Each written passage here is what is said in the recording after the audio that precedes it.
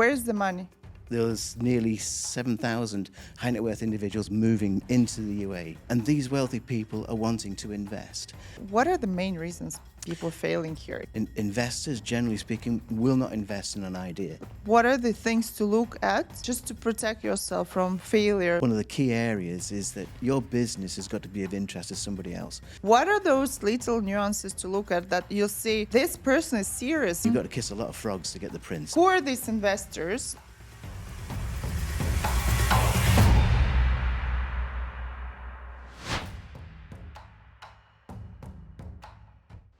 Hi guys, welcome to my new episode, Brands Through Stories. I'd like to thank you for subscribing to our channel, for giving us your likes, and for leaving your comments. The channel is growing, and it's all because of your support. Thank you so much, and enjoy today's episode. GCC region is definitely booming. More and more businessmen and startups are looking at this region to come here to start their businesses and find investors. And I hear almost on daily basis, "Oh, Nina, I have this amazing idea. Oh, I have this amazing product, great product. All I need is to come to this region and find investors." And this idea of finding investors, finding money, became a little bit of a treasure hunt. So I invited someone who is very dear to me because he's looking after my financials in the business, David Linklater. I hope David, my guest, will help us or will give us the roadmap of where that treasure is and will give us the tools to find those investors. So please, guys, welcome my guest today, David Linklater. He has more than 25 years of experience in senior roles. He helped more than 500 companies to be successful, to achieve their goals. He also lived across the world, everywhere from Europe, America, Southeast Asia, and now in this country, in the UAE. David is a qualified chartered accountant, and he has a diploma in marine biology. Please welcome my guest, David Linklater. Thank you, David, for finding time to join me on this episode. We wanted to do it for quite some time, but as usually, we're very busy finding the investors, looking for treasures in Dubai. I'm really thankful, especially for it's Friday, everyone is enjoying their time, and we're sitting here discussing such an important things like financials. So, David, I want to ask you straight away the first question. Where's the money? Well, firstly, Nina, thanks for having me. It's great to work with you, and I've known you for a little while now, and we know each other very well, so it's nice to be here and supporting you in this podcast. So where is the money in the UAE? Well, there's a big influx of money now into the UAE. There's no question about that. Dubai, for example, is firing on all cylinders. Everyone wants to be here. And if you look at the statistics of people that are moving around the globe, high net worth individuals, they're moving to the UAE in big numbers. They expected this year, 2014, there's nearly 7,000 high net worth individuals moving into the UAE, which is phenomenal. So there is a lot of wealth here, and these wealthy people are wanting to invest. But it's not the only place you can get investment. There's other places as well. There's VCs, there's angels, and obviously closer to home, if you're looking for financing, your own friends and family and things like that. So there's a plethora of places. So the money is here. The money's here, yeah. Perfect. Now, there's this very sad statistics for me as a business owner when I see that more than, I think, 50% of companies, startups especially, fail in the first 3 years. That's like world statistics, right? Now, Dubai or the UAE or this region, is it as the same statistics similar here? Or it's a little bit better and more promising? No, it's the same. Companies fail regularly. And I think the statistics are actually worse than that for the first year.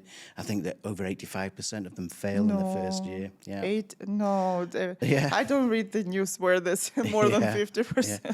They call it's usually cash that's the problem. And that's why investment is so important, to get you out of what's called the valley of death, which is the first year. As soon as you get out of that, it's usually okay. You can trade your way out of any issues. But yeah, there's there's a tremendous amount of failure to start off with. And there's lots of reasons for that, of course. And what would be those reasons? Let's talk about particularly this region or the Yeah. country, we could say, or the region, because we need to, we need to acknowledge also, apart from the UAEs, a lot of people Yep. look into Saudi, right? So Saudi Yeah, is for sure. another great, which we could also mention. But what are the main reasons people are failing here? Because everything Yeah. seems to be really nice. Sun is The shining. sun shining, We all yeah, smile. yeah. It's a great place to be. It It's is very safe. safe, yeah. Yeah, it's a wonderful place to be.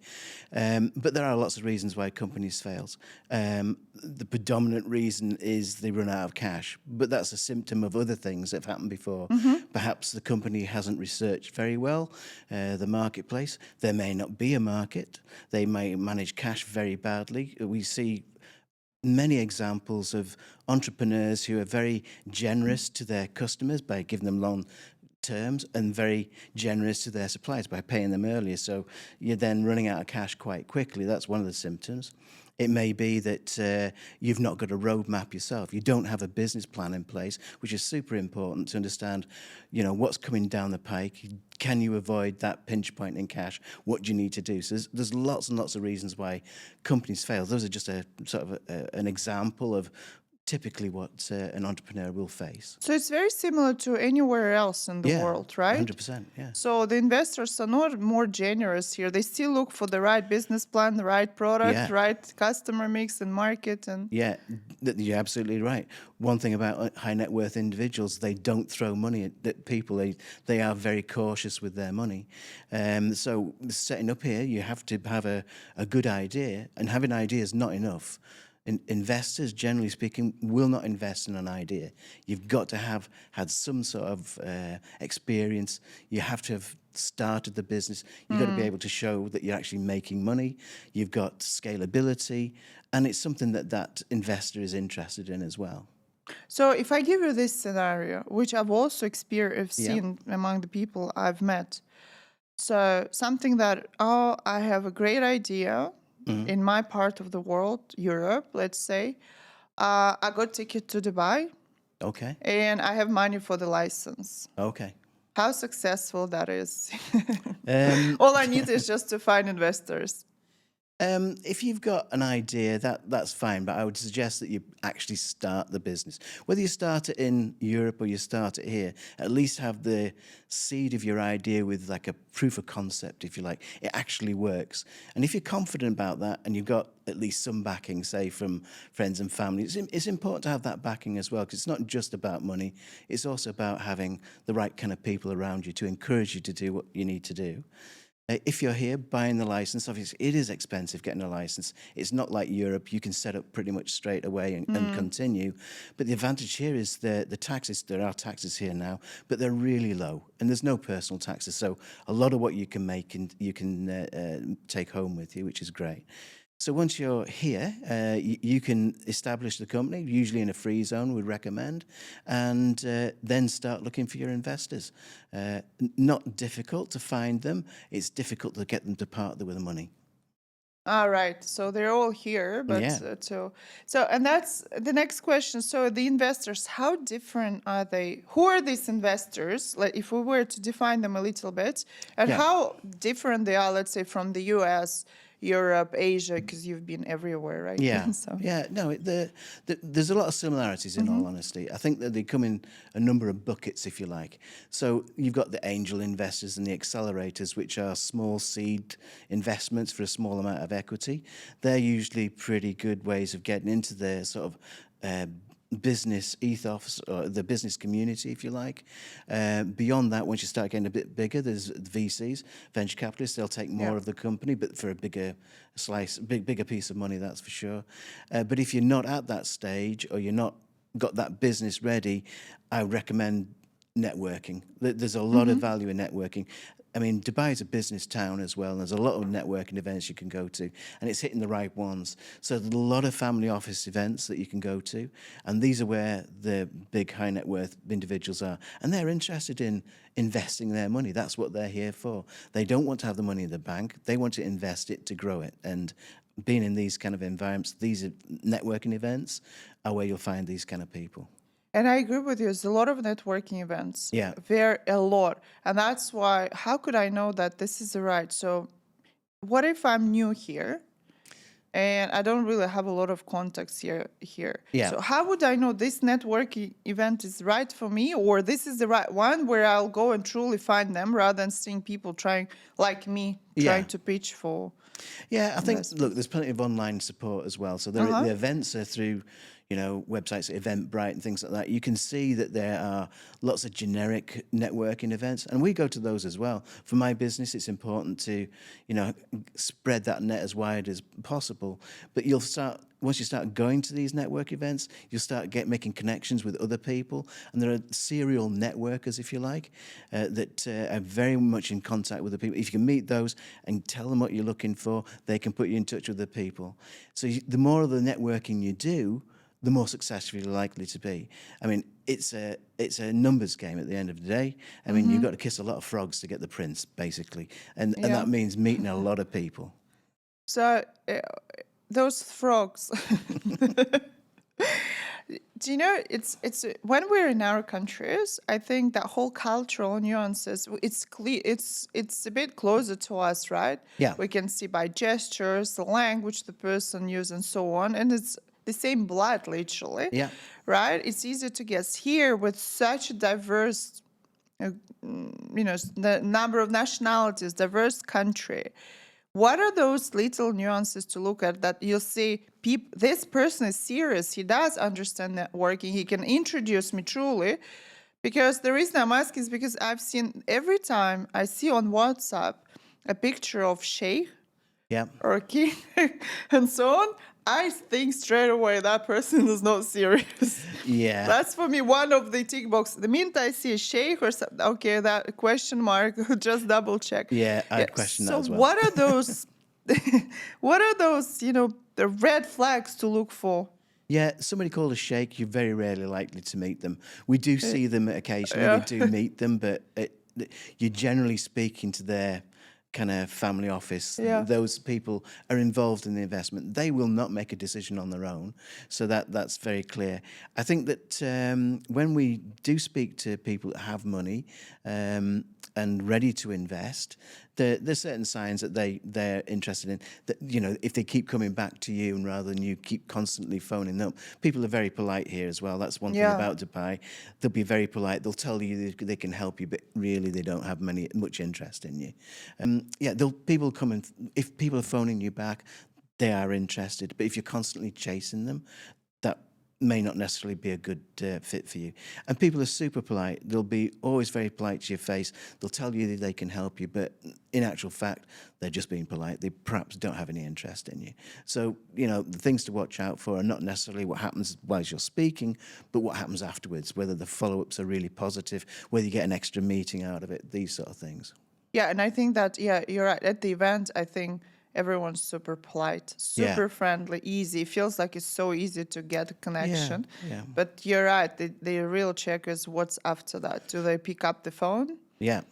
It's normal thing here, right? To promise something, not to pick up, Yeah. pick up the phone after that. Do they call you back? Yeah, 100%. Yeah, and being at events as well. I mean, you've not to be shy. One of the first things you learn about being a networker is it's one of the key places for your business. Finding investment, finding clients, spreading your own influence is about networking, and being shy isn't something you need to be. Networking events can be quite cliquey, so you get these little groups and they all break off together. So it's hard to break into that sometimes, but I always do. I just burst in there and try and introduce myself, Wow. what have you. Yeah, You're one of the more outspoken financial you think? advisors. Yeah, creative, outspoken. Yeah. No, you just got to get in there, fight your way to the front. I've met this guy. They've been trying to move some kind of a manufacturing. Something was, I don't recall exactly, but something to do with the water cleaning. Okay. For 2 years. Yeah, so for 2 years, they've been in the discussions with a gentleman or a family. No, I think it was a gentleman who promised them to invest. They've spent 2 years here. spend all their money here and never been able to move the manufacturing. And you have to be very careful. I think there are many stories like that. There are indeed, yeah, yeah. So I think also, what's the follow-up after the event, and then give yourself some kind of a time frame, right? Yeah, give yourself a time frame. Time, And yeah. sometimes if you're more forward about the situation, perhaps asking for money to do a feasibility study or, Yeah, that's a good, yeah. money up front to say, we'll start a pilot Yeah. or we can start this if you give us this level of cash. If they're really interested and it's a tiny sum for them, they'll be happy to do that, particularly if they're interested in that. One of the key areas is that your business has got to be of interest to somebody else. So VCs, for example, you've got them in pillars, if you like. You've got some that deal with FMCG, some with agriculture, some with media. So if you're a farmer and going to a media VC, they're not going to be interested in the slightest. So it's really picking your horse, if you like, in the race. And that's the same for high net worth individuals. A lot of the very high net worth individuals that we speak to are really interested in sustainability, things like that. So they're willing to sort of put back into the community what they've taken out into cash. So, It's incredible to Yeah. hear that, because I've been working on this kind of idea, giving back as business, how that businesses that are giving back to the community, to the society, actually could be very profitable. Yeah. And it's amazing to see. There were always these companies were always an interest of investors in the US, for Yeah, they example, are. or Yeah, Europe. yeah. But it's great to hear that it came here finally. Yeah. That's so sector like Sector, and a big thing at the moment is AI. So if you've got an sustainable AI business, there's AI, a good yeah. chance you'll get funding, not necessarily from individuals, but also the government are quite keen on that as well. But AI is really, really kind of taking off here big time. The DIFC's got a whole division actually dedicated to AI investment. So sustainability, AI, any other sectors, areas that are quite interested by. The UAE has always been kind of pioneering in terms of unusual industries. So crypto and things like that has always Yeah. been at the forefront. I think that's kind of Is it still or a a little bit little more? bit. Yeah, it still is, but it's Yep. been burnt a little bit with the various things that have happened in the news of recent months and what have you. But certainly AI is really taking off. That's going to be certainly a big future industry, I think. And the UAE's really embraced that. The DIFC, the Dubai Yeah. International Finance Centre, is dedicating itself to some of that. We've met several people that have set up funds just for investing in AI. AI. Yeah. What about this biohacking or anything, healthcare, that sector? Is it Yeah, something? healthcare is very strong here Yeah. as well. This is a destination for health tourism, if you like. So that's very valuable. It's a very profitable area. Yes, anything techie, fintech, yeah. super Fintech, important. Yeah.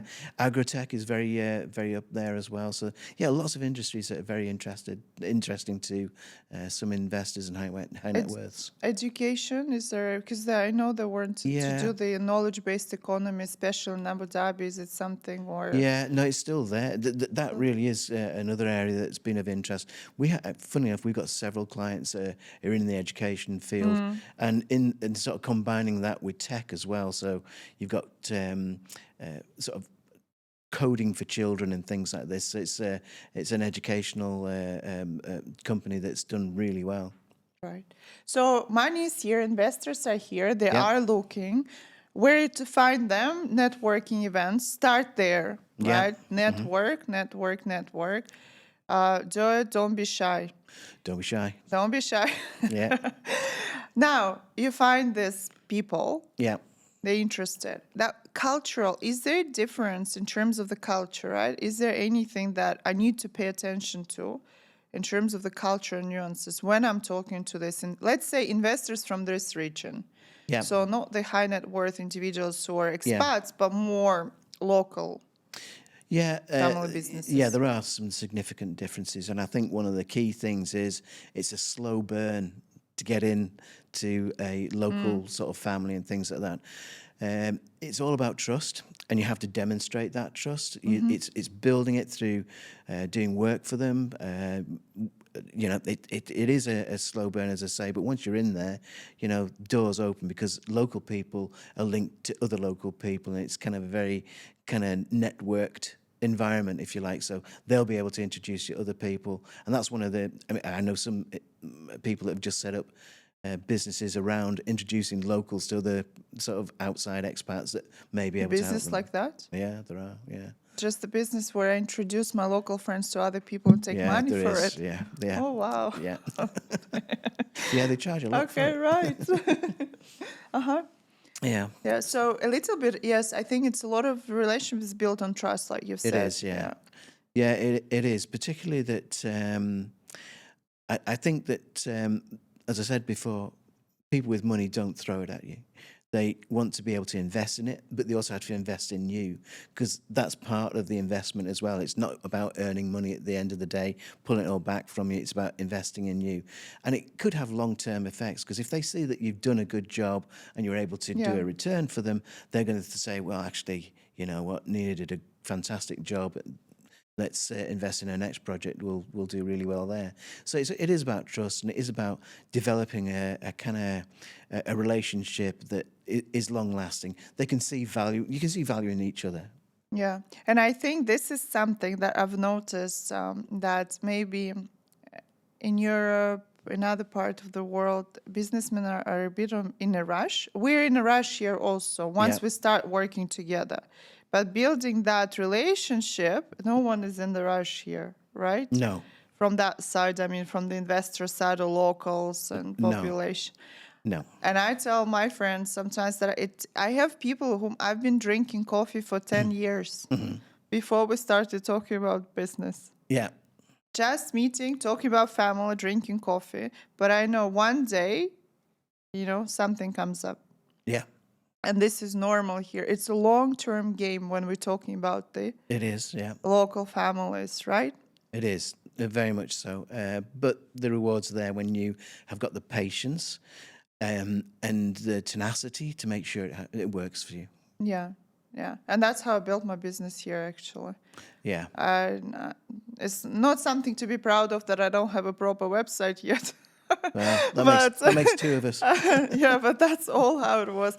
The right connection, right relationship, and then it just makes a big difference. It And does. then Yeah. but you can break it and you can spoil it in 1 second. Yeah. And that's another risk, yeah? Yeah, and there is a high expectation on you as well. You are Absolutely. expected to deliver. This isn't something they're giving money to for charity or let's see if it works. They're expecting results, so you have to work hard. And I think Dubai is a hard-working city. Absolutely. You'll never. And this kind of comes back to some of my past life where I was an interim. So I was an interim director for 15 years, so turning around companies, mainly in Europe and America. But here, that industry doesn't exist. And I was talking to some of the recruiters about this, and they believe it's because people do work so hard that perhaps there isn't the need for that kind of interim industry. And now you've got an influx of people coming into Dubai. There's loads of people that are looking for work, so you can take on somebody relatively cheaply now.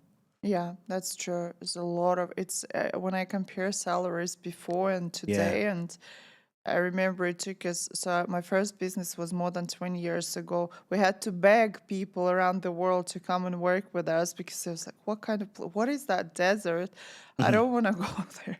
Yeah. And now, they're begging us to take. Yeah, they are. Yeah, and it's a bit of a problem Yeah. as well because I think people are coming here and they're slightly. Well, I'm kind of moving off the track a little bit, A little bit. It's but you're getting people coming here and getting disillusioned because there is so much competition for the available jobs, and not only that, you got the cost of living here is really high.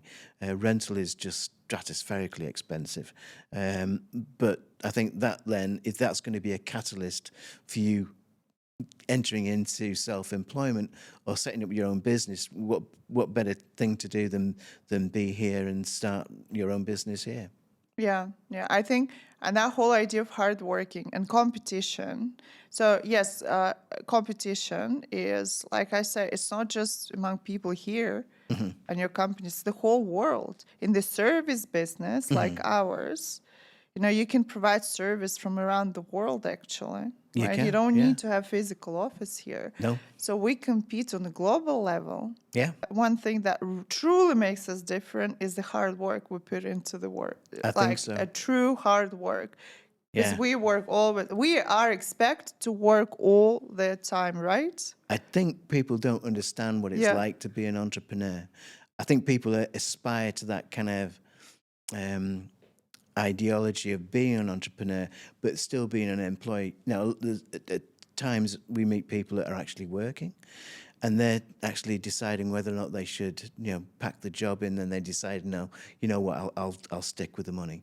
That's sometimes a mistake because you can actually earn more being self-employed. Not everyone, I know that, but there is a massive sort of change. There's a different kind of pressure to it entirely. If you're employed, that's all you need to do is turn up to work and switch off at 5 o'clock and go home. But as an entrepreneur and a business owner, you're very much there 24/7 every day, every wondering day. wondering where the next customer is going to come Yeah, from. and think about Ramadan time, Yeah, it right? slows down a bit then, doesn't it? Like we have Yeah. meetings at 10 p.m. during Ramadan. Oh, you were? Yeah, Okay. can you imagine? Yeah, of course.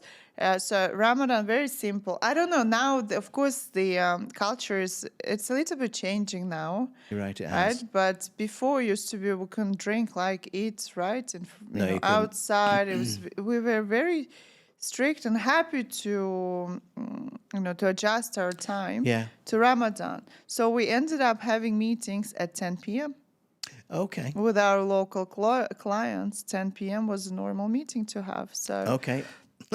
And I think Saudi is still like that. It's okay. They It can is, call you yeah. anytime. Yeah, well, when I first came here nearly 10 years ago, Ramadan was just dead. Nothing happened. And we weren't dealing with locals, so we were dealing with the expats, and practically everyone left during that period or just didn't bother doing business. I think things have changed hugely. Ramadan is not a time to switch off. They still Yeah, continue, it's a and different business is thing. still done. We used to do business over iftar and Oh, did after you? iftar. Okay. Yeah, iftar was like I love Ramadan. Yeah, well, Iftar's a great networking event. Yeah, yeah. Yeah. So it's exactly we're talking about cultural nuances, right? Yeah. Iftar. Oh, it's when you. Yeah, and It's a lot you of meet a people to lot meet of there as well. people. Yeah, yeah. Yeah, Lots of free ones too to go to. I can see your financial background. Well, this is paid. This is free. Exactly. So, what do I need to be prepared? Let's say pitch deck. Yeah, how good it should be. Do they Yeah. care? Does it need to be impressive, or it's all about numbers? Let's talk about that. What is the Yeah. expectation here? So when we speak to people who are ready for that sort of round of investment, there's a few things we tell them to do. Yes, you have to have a pitch deck, and it's got to be detailed. It's got to talk about the people, the products, your customers, geography, where it's sold, scalability, finances, and that could be quite a detailed document. But if you're giving that to every investor you see, you'll get nowhere. They're not interested in reading War and Peace. They want something really simple and very easy to understand. So it's just like a 2-3 pager, a teaser, if you like, that has the main salient parts of your business, what you do, who you are, and how much money you need, and how much money you're going to make. So there's just really just a handful of basic bits of information. Is a teaser. It's got to hook them in. So this is what you need to issue to all the investors you come across. What about people? Because usually, right, it's very important for investors to see who are running Yeah, that it startup. is, and you're right, and it does have to have that key connection, like we were talking about before. It's about relationships. It's about understanding what your investor's looking for, but also as you as an individual, as an entrepreneur, do you culturally fit in with that investor? Are you doing what they are interested in? And certainly it's about the team around you as well, because really they're not just investing in the companies we talked about earlier, they're investing in the people as well. Because Yeah. without the people, the company's nothing. Yeah. And do you think it's important for them to see that your team is international, or they don't really mind? They don't really mind. They want to see competency. Yeah. Yeah, they want to see that people that have got that are doing the work can actually do it. They've actually had experience at doing it before. And if you can show success in a past job, a past career, a past company you've had, that really does go a long way towards sort of giving you the credibility and allowing them to invest in you. Have you noticed what I've noticed from our clients is, and the friends I think I have is, there is a thinking, the mindset here of entrepreneurs is really visionary. I think it's because of the leadership, right? That leadership here is country leadership is really Yeah. visionary. So I've noticed also in the businessmen, the way they think here is really big. Like they can dream, these people. Oh yeah, too right. Yeah. Do you think they look for the same type of visionary thinking from the people who are looking for Yeah, I think it's their complementary. investments? Yeah, that's for sure. And I think a very good example of what UAE and Dubai is like. It wants to be the biggest and the best at everything. So, they do have this visionary. The government and the leadership of Dubai is very visionary. They've got big plans. Every day we see something kind of new. You got a new airport that's going to be built. You've got a sewage system that's going to be taking all the water away from the last storm that we had. But yeah, I think that is an expectation that that cascades down to the entrepreneurs. Their kind of view of the place is matched with their ambition as well. So everyone wants to get on and they want to be able to sell. They want to be able to exit and, go on to the next project. They want to be big. They want to grow. Yeah. So that attitude, that mindset is Yeah. helping. Yeah, it does. I think that, there's a number of things, aren't there, really? I Yeah. think that people that come here, if you've come here and you're wanting to make a career of things, your mindset is already quite positive. You're I think. right. Yeah. It's You don't already. you don't leave Manchester in the UK on a because you've got a nice job there and come here and then set up a business. It really is a mindset that you've got to have. Yeah. That coupled with the fact that the leadership of the UAE is so very visionary and has grand plans for everything, that has an effect across the entire community. And I think that coupled with people being here, it's just, emphasizing the correct direction, if you like. Yeah. What about so like it's from my experience also, everything that we present and put in front of the high net worth individuals have to look beautiful. Yeah. Right? I know for some people, they might say, oh, you know what? Oh, it's digital world, PDF, a little bit of that is enough. But here we still, in that place, it has to be aesthetically beautiful. Yeah. It has to be designed well. Everything is branded here in this part of the world, Of right? course it is. Is that important, you find also? Of course it is. I mean, we've seen many examples of, decks pulled together. You'd think it had been, a 5-year-old who pulled it together. It's just dreadful. But it's, if you pull it together and it looks aesthetically pleasing, it looks really neat. It's got, really good graphics in there.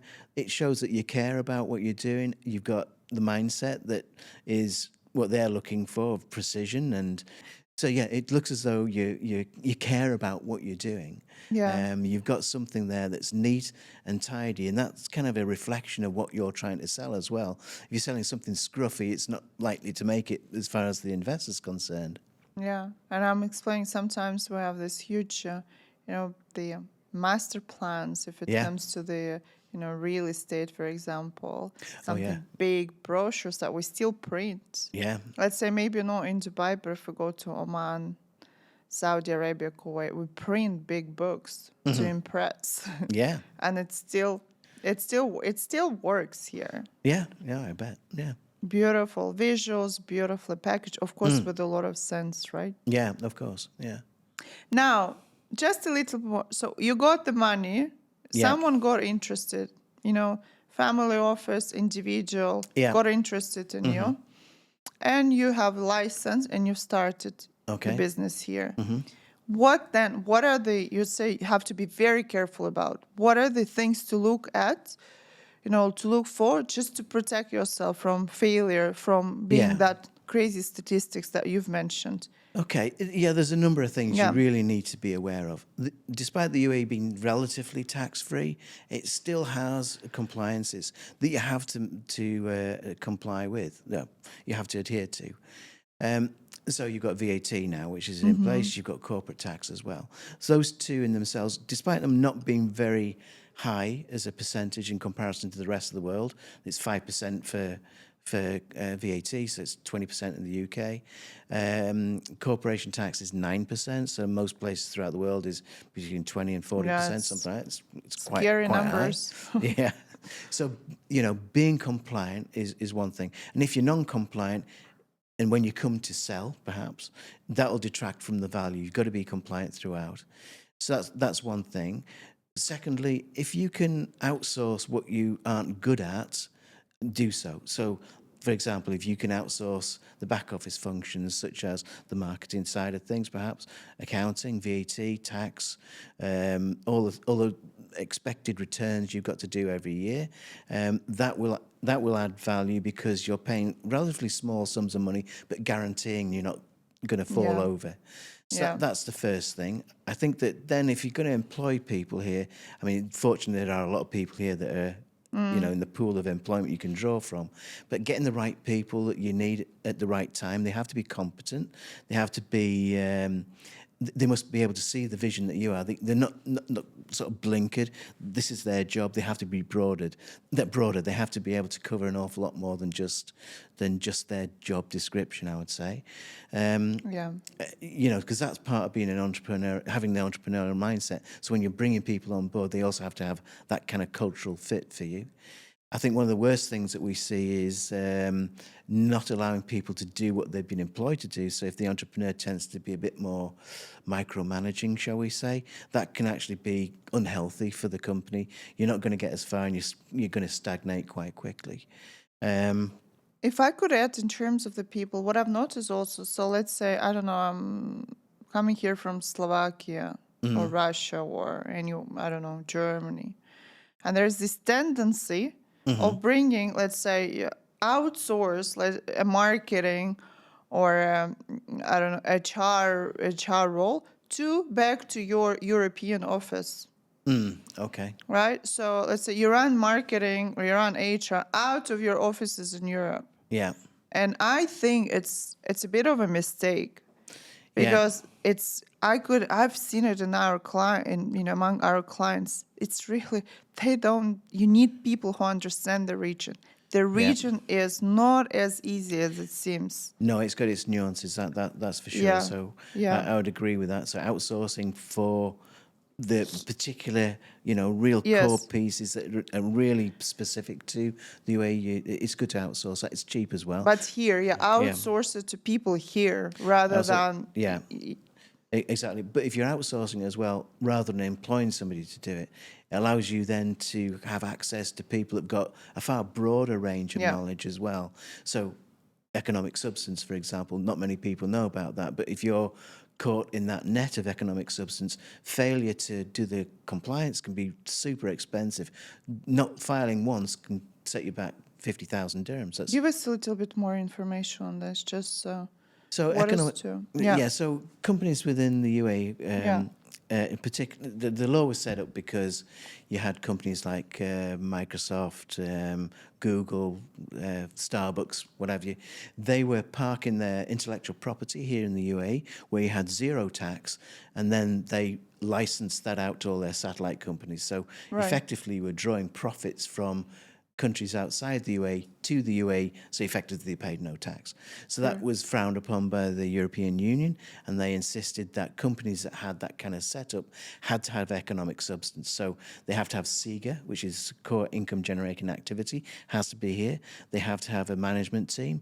They have to have an office. They have to have expenses commensurate with running that business. And if they do have this flow of intellectual property, that's immediately reported to the authorities. So the country that you're working with and you're selling your IP to is informed that this is the case, and there is a tax sort of offset to be considered as well between the two countries. Right. So you need to be aware of that very much.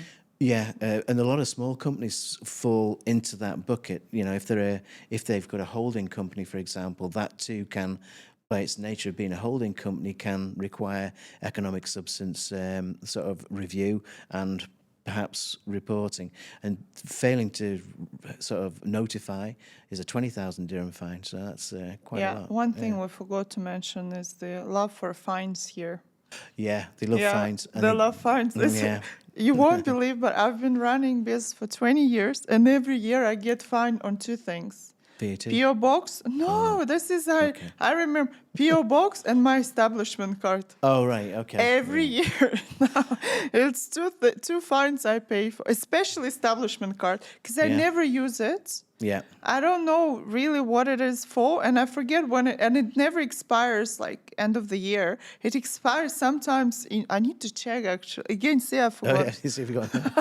Sometimes in the middle of the year, and then the fines is usually like I don't know Yeah, 1,500 something. I don't want to. Don't quote me on that. Fines. yeah, Yeah, let's talk about fines a little bit. yeah. So yeah, I mean, because of the European Union's sort of insistence that the UAE becomes more compliant or more transparent on its taxes, the UAE kind of adopted the VAT firstly, and quite amusingly, most people when that came in, particularly locals, thought they were exempt from it. They're not. Everyone is, you know, subject to VAT if you've got a business. So we had lots of companies that were setting up, or even already established companies, and they were failing to do what they needed to do. We had one client that got up to 2 million dirhams in fines. Yeah. My God. So The yeah, fastest way to lose money is yeah, to be forget non-compliant. Yeah, yeah. Forget two when you. million dirhams Yeah, two fines. million. Yeah, because it builds up really rapidly. It's Yeah, not just the back tax that you owe; it's the fines on top of it, the interest yeah. they apply to it as well. So, and obviously, it's a criminal offence not to pay it. So you don't want to fall foul of that either. So, yeah, these sort of things compound and build really fast, and that's the advantage of outsourcing as well, because who you outsource to, you have to trust that they know what they're talking about and can actually deal with all these things without you worrying about it. As an entrepreneur, you need to focus on what you do best, which is growing the business and dealing with clients.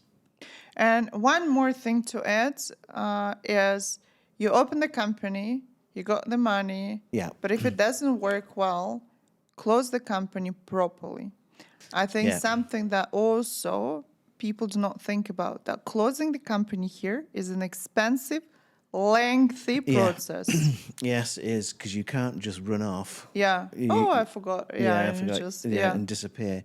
You actually have to close the company properly, which means you've got to make sure you've got no creditors. Quite frequently, there's an audit report that goes with that. There's all a newspaper. Yeah, So newspaper thing, yeah. the advertisements go out in the newspaper, things like that, and then it closes. But you're right. It's an expensive task to close a company, about 9 to 10,000 dirhams. So that's about £2,000. So I know Yeah. my ex-colleague, Yeah. he paid 70,000 to close the company Oh, because he really? ended up with fines, VAT. It was Oh, something right. with, Okay. Yeah. you know, Yeah. not for, so it was exactly this establishment card, this PO box, this, I don't know, all of Yeah. that together with it. And then the main thing, I think it was the VAT. He didn't. Something was with the email. He didn't close that thing properly, and then the Oh, yeah. fine Okay. started. So Yeah. They start he looking ended in. up, I think he said about 70,000. He Yeah. finally, in about a year that it took him, Oh, really? because he was Okay. doing it on his own. So he didn't. He needed Yeah. professionals to do Yeah. it properly. Unfortunately, you'd never Yeah. get through it. I mean, my business, we also do regulatory setups, and we are always surprised that our clients are coming to us saying, we want to have, a fund, sort of a Cat 3. That'll take, what, how long, 6 weeks? No, you're talking at least 6 months to set something up. It's a long process to establish those kind of more regulated firms. There's a lot of red tape to get through. But Yeah. people still want to be here because ultimately this is a great place to be, and it's also a place you can make significant money. And those kind of industries, those kind of businesses don't pay tax. So that's a great way Yeah. of development. So you have to put up with that kind of hiccup to start off with, so you can actually get your business off the ground. And I'm happy to finish it on this positive note. So just to confirm, Okay. money is here. Yeah. Investors are interested. Yeah. All you need to do is work hard, work smart, respectful to this place, Yeah. right? 100%. Yeah. 100%. They're friendly, but you need to have patience also. Yes. You do need a little bit of money with you. You can't just go empty pockets, No. right? No.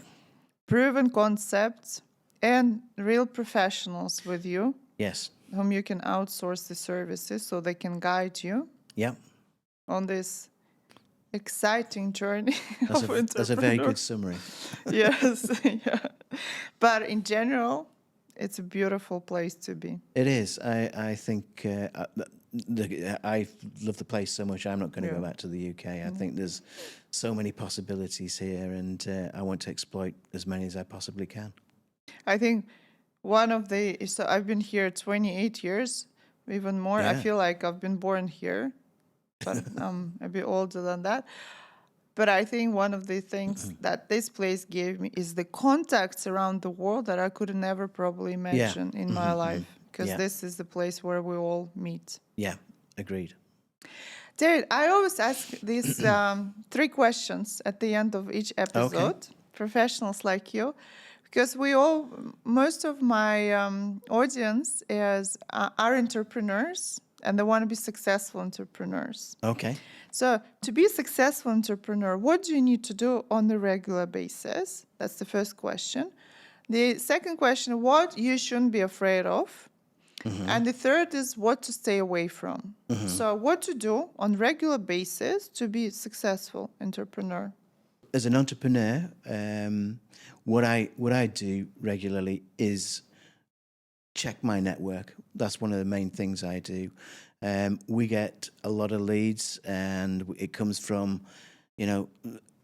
sometimes unusual sources. Every stone I never leave unturned. So LinkedIn is a fantastic tool for this sort of thing. The networking events that we go to, we prepare for events as well, so we host them. So it's really about what I do every day is I think about the future. I think about what it is I can do to help drive more business towards us. And I can't do that by lying in bed. I can't do that by doing business as usual. I have to be a bit more creative and forward-thinking than that. You are very creative. You think? Yeah, I've no doubt. I'm listening. I'm thinking, why do I lay down in bed and think about this one?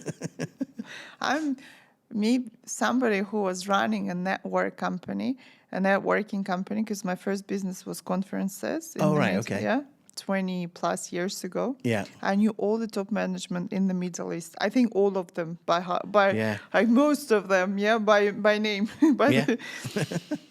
And today is a completely different. I do it, but I struggle. It's so not my thing. All I want is to sit at home. And just like curl up in front of the TV or something. Yeah. But we have to do it. It's true. Yeah. Now, what we shouldn't be afraid of? You should never be afraid of the unknown. I know that sounds a little bit out there, but I'm frequently coming across potential experiences that I can go through. So, for example, if I was asked to go to Saudi tomorrow, I would go and I would make the best of what I had to do there. So we've got clients now that are really expanding, and I can see that they've got some very exciting businesses. The comfort zone is here in the UAE. It'd be nice just to stay there and just sort of be cocooned in what I've got. But I'm not afraid, and people shouldn't be afraid of making themselves or be uncomfortable. I think that's how you grow. I think that's how you develop. And I've never shied away from anything that's been uncomfortable for me. Brave man. So your next destination is Saudi, or you already there? No, we're not there. We will go there, though. Saudi will be one of them. Yeah, I think it'd be a good place to be. We went there before anyone else. And now when everyone is there, we're here. Yeah, I know. But yeah, it's changing, though, isn't it? I mean, it's not how it used to be. No, Saudi. it's a completely different world. Yeah. I mean, it's exciting, but it's a little bit similar to what was here before. Yeah, it's a little bit behind Dubai, isn't it? It's different. Yeah. It's different, and it's completely different for sure, culturally, thinking wise, way of doing business. Yeah. But there's more money there. more money, but they're also very prudent and they know. Yeah. I think they've learned a lot of things from Dubai, what to do and what Yeah, not what to not to do, do. right? Yeah, I'm sure.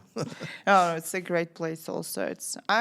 What I love there is it gives me this nostalgia. I don't know, it still has that spirit of Arab world. Yeah, I It can still imagine. has that culture that I Yeah, love. yeah. No, I get it. So, okay. And the third one is what to stay away from. I think the best thing to do is stay away from people that don't see your vision. There's, I don't know if it's culturally, it's like a UK thing or something like that, but there are plenty of people that are going to tell you it's not a great idea, and sometimes they're right. To be honest with you, I've had businesses myself that has failed, and I didn't listen to that. But generally speaking, I think that if your heart is in the right place and you work hard, you're going to be successful. But there are always going to be people that are going to be jealous of you and want you to fail. And I don't think having those people in your life is very productive at all. I would stay away from them. Yeah. Toxic. Yeah, toxic people, People. haters. Yeah, Haters, yeah. toxic. Stay away from. That's true. But it only comes with age, I think, this wisdom. Yeah, I mean, you don't really understand it as like teenagers or young adults, 20s or something Yeah. like that, first starting out in your career. You know, little did I know when I first started my career that, you know, certain phrases that were said to me were, you know, actually kind of demoralizing, if you like, Yeah. or work that I'd done and was then passed off as somebody else's. You know, you don't get to know these things. But yeah, there's a few sharks out there that you need to avoid. I was so naive before. Let's say 20, 15 years ago, I thought that every time I met a toxic person, I had that thing that I'm going to change him or her. He's going to be a good Yeah, person and he's going to be positive again. yeah, nah, Now give up. just run away. Yeah, it's best. Thank you so much, David. No, thank you. I loved it, enjoyed it so much. Thank Really, you. what a best there's no better way of spending my Friday evening. Well, Honestly, it's really exciting. Very interesting. Thanks a lot thank you for very all much for having me. your knowledge and insights. Thank you. Thank you. How was it? Good? I You're guess. good? Yes, yes. I think it's a Don't know. lot of, we could continue for another hour at least. Oh yeah, yeah. It's yeah, a lot I of do. There's a lot of subject matter there, isn't there? Yes, yes. Yeah. It's more and more listening. It's a serious world here. It's not like as easy as people think, right? No, it's not. It could be. Look, I think people work really hard, and I think that's really evident. think that's yeah. But I think starting out in an entrepreneurial business here can be a bit tough to start off with. But if you can break it and get into it, there's so much potential. Yeah. Particularly on the side that you're not paying taxes. I mean, look at the UK. You're paying 30%. I think the statistics of what people actually pay in taxes of everything you earn is like 85% when you add everything in. I don't even know what like this. Yeah. This is what kind of. I cannot imagine this. I know. I've been here all my business life here, so for me it's even 9%. So But you can still avoid it. You're in the right zone to do it. Yeah, let's talk about it when we turn the cameras off. No, it's fine. I think I need to make still millions to then worry about it.